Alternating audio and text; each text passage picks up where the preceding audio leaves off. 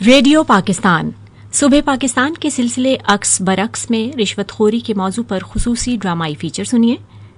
तहरीर doctor Nasir Bloch, सदाकार Asim Bukhari, Khurshid Ali, Farrukh Shabir और उरूज Ali. Producer Syeda नगमाना Adil.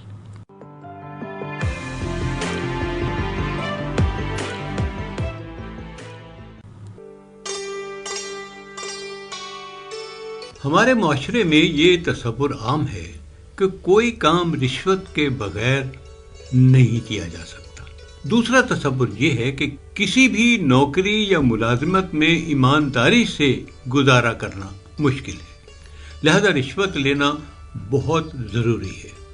रिश्वत लिए बगैर घर चलाना, बच्चों को पढ़ाना, अखराजात पूरे करना मुमकिन नहीं है।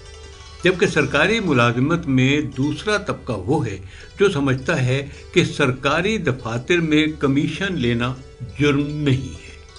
वो इस आमदनी को रिश्वतखोरी नहीं समझते, बल्कि इसे जायज़ आमदन में शुमार करते हैं। रिश्वतखोरी के बारे में हुजूर सल्लल्लाहु अलैहि वसल्लम की वाज़ेह हदीस मौजूद है कि रिश्वत लेने वाला और रिश्वत देने वाला दोनों हराम काम करते हैं। मुसलमान अपनी ज़रूरतों के गुलाम बनकर दीनी और मुआशरती दोनों लिहाज से जुर्म का इर्तकाब करते हैं, लेकिन इसका एहसास और शऊर नहीं रखते।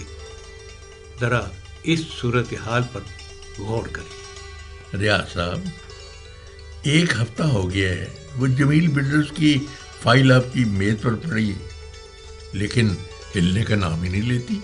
भाई इतनी भारी फाइल है, बगैर पहिए लगे कैसे चलेगी?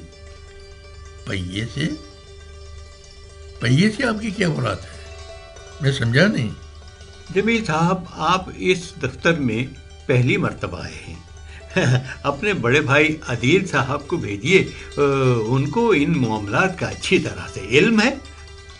लेकिन अदील भाई तो उम्र पर गए हुए हैं, 3 हफ्ते से पहले नहीं आएंगे।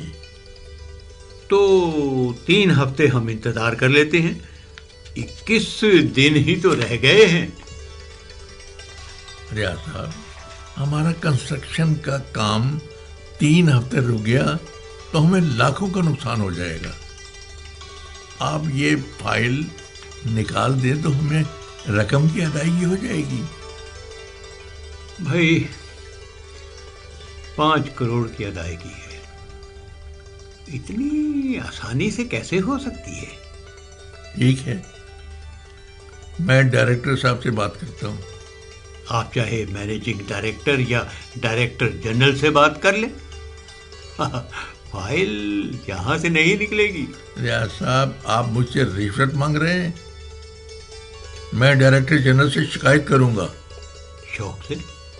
शौक से करें, लेकिन मैं कहता हूं कि रिश्वत ये नहीं है, ना आपसे मैं मांग रहा हूं। पूरे महकमे में 10% कमीशन इस तरह के केसों में ली जाती है। कोई भी कॉन्ट्रैक्टर इससे इनकार नहीं करता।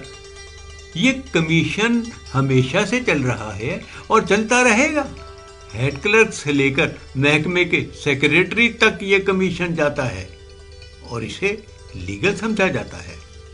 जब हम अपना काम पूरा करते हैं और इसके पूरे रेट मार्केट में अदा करते हैं तो ये 10% कमीशन क्यों अदा करें?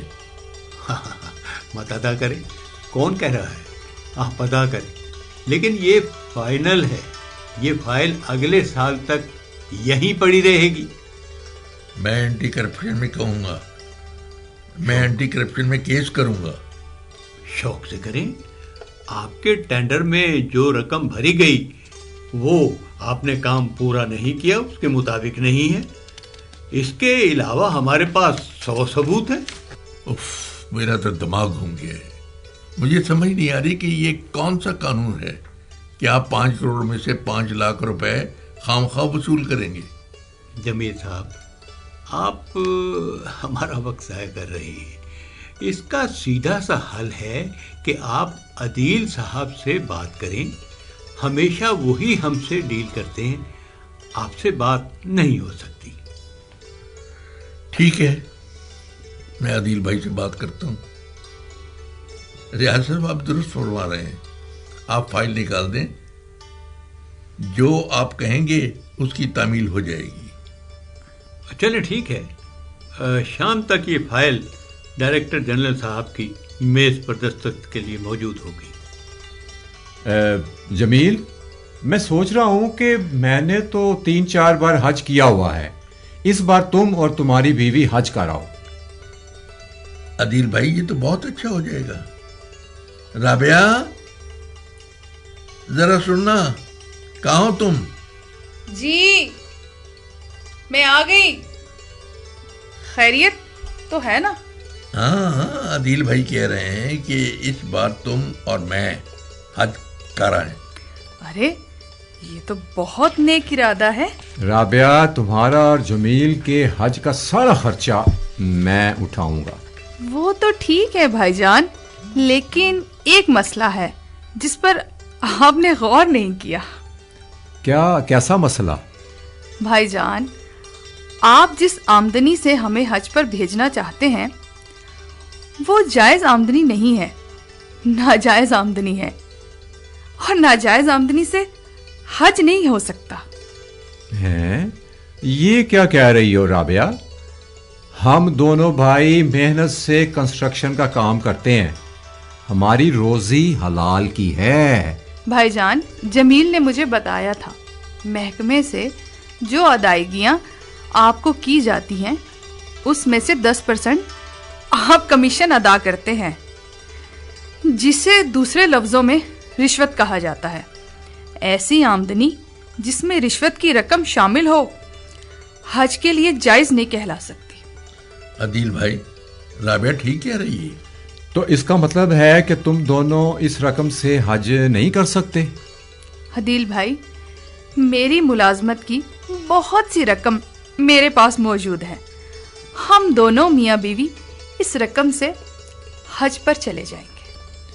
ہاں بھابھی، یہ بالکل درست کہا آپ نے، آپ اپنی آمدن سے حج کر سکتے ہیں۔ عادل بھائی، کیا یہ ممکن نہیں ہے کہ ہم کسی ایسے محکمے کے ساتھ کنسٹرکشن کا کام کریں جہاں رشوت اور کمیشن نہ ہو؟ بالکل ممکن ہے، بہت سے ایسے پرائیویٹ ادارے ہیں جہاں ہم اپنا کام رشوت اور کمیشن دیے بغیر کر سکتے ہیں۔ بھائی جان، یہ صرف احساس کی بات ہے۔ اگر ہم سب یہ سوچ لیں کہ نہ ہم نے رشوت لینی ہے اور نہ رشوت دینی ہے، جب ساری قوم میں یہ احساس پیدا ہو جائے گا تو یہ رشوت کا سلسلہ رک جائے گا۔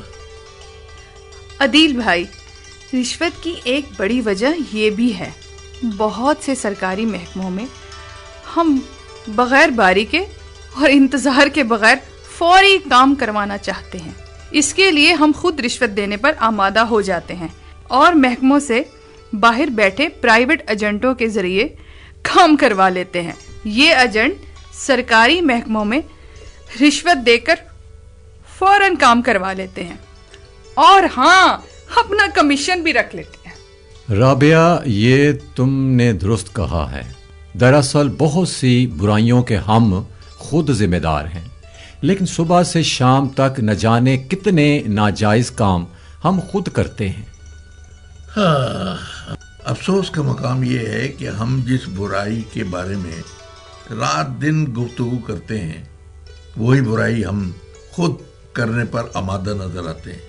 میرا خیال ہے ہم تینوں کو عہد کر لینا چاہیے کہ اس برائی کے خلاف ہم تینوں مل کر سوچیں گے اور عمل کریں گے۔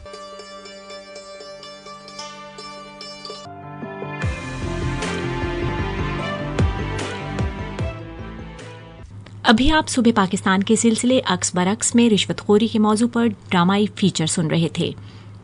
تحریر ڈاکٹر ناصر بلوچ، صداکار عاصم بخاری، خورشید علی، فروخ شبیر اور عروج علی، پروڈیوسر سیدہ نغمانہ عدیل، اور یہ پیشکش تھی ریڈیو پاکستان لاہور کی۔